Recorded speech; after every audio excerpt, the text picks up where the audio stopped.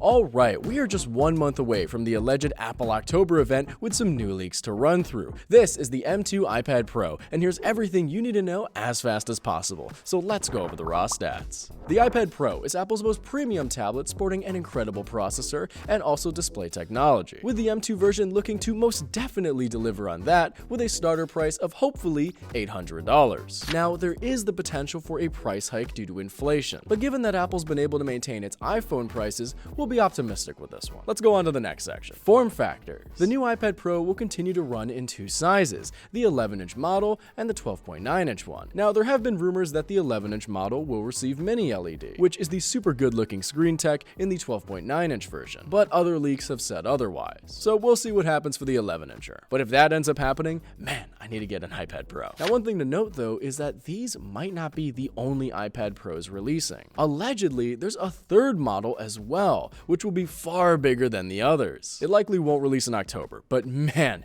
it will be massive.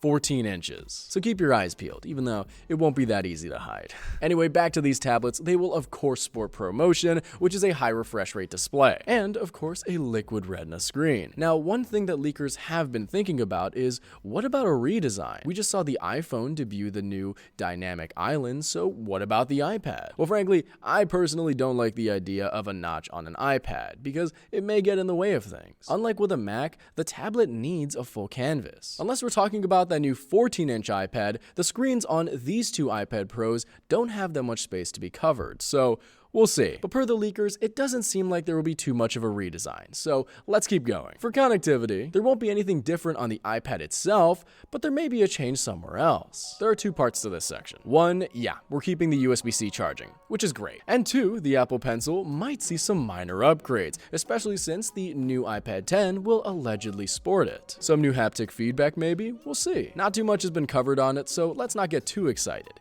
Yet. And for cameras, yes, we're still going to have the amazingly overkill setup. But that's okay because the iPad Pro is made to cover every need, because it's for the pros. And speaking of covering every need, we have to talk about the new M2 chip. Yes, the laptop processor that's put into a tablet. Now, will it be high performing? Absolutely. Even higher than the M1 iPad Pro, which was already overkill. And I believe that if Apple wants to sell more iPad Pros, it should take full advantage of that new processor. It really should integrate more macOS features into the tablet, and really make the iPad Pro more of a laptop-y tablet, like a somewhat 2-in-1. And we'll talk about this in a little bit. But anyway, to show you the insane performance, here are the likely benchmarks of this device. Now for storage, don't expect anything amazing. It will probably be the same as last year.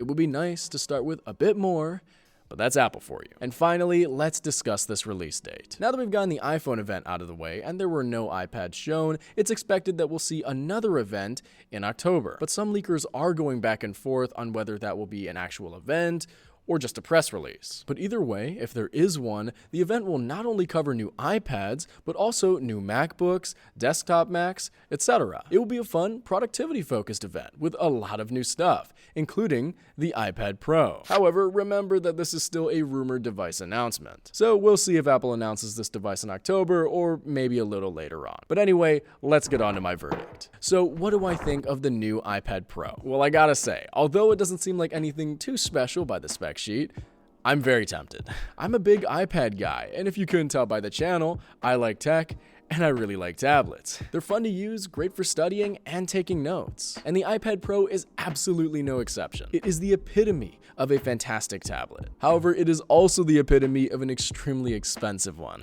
The iPad Pro is great because it can do so much. Record videos, why did I start with that? Take notes, edit videos, etc. However, it can't really replace a laptop yet. And that's my main gripe with it. Now, I'm not asking for a full replacement, but if it's so expensive, could you at least take some of the features from a laptop and just plop it in there? And really take advantage of your M2 chip? Please, Apple. This is where the iPad Pro competitor, the Microsoft Surface Pro 8, really shines, because it can be used in either tablet mode or laptop mode. It's a 2-in-1. Now, I get why Apple doesn't make its own 2-in-1s. It would hurt the company's bottom line by having products compete with each other and overlap each other. You know, the whole why buy a laptop and a tablet when you can just buy something that's both. Apple doesn't want that because people will buy less Apple products overall. But if Apple could just do something by adding more apps and more personality to iPadOS, more people would consider buying iPads. Because as it stands for most students especially, they must buy a laptop first and then a tablet second. That's how it is. But with improved compatibility and new features, maybe a tablet would suffice for the future. And if that's the case, more people will jump from other companies' offerings to the iPad. Anyway, I hope you enjoyed this quick little leak rundown of the new M2 iPad Pro. There will likely be more information thrown at you within the coming weeks, with some hopefully fun and exciting leaks as well. So here's hoping that the device announcement will be just as exciting as well. My name is Seerus. It's spelled like Cyrus, pronounced like Rooster. Just take out the ter. Thank you very much for watching and have a wonderful day. Peace.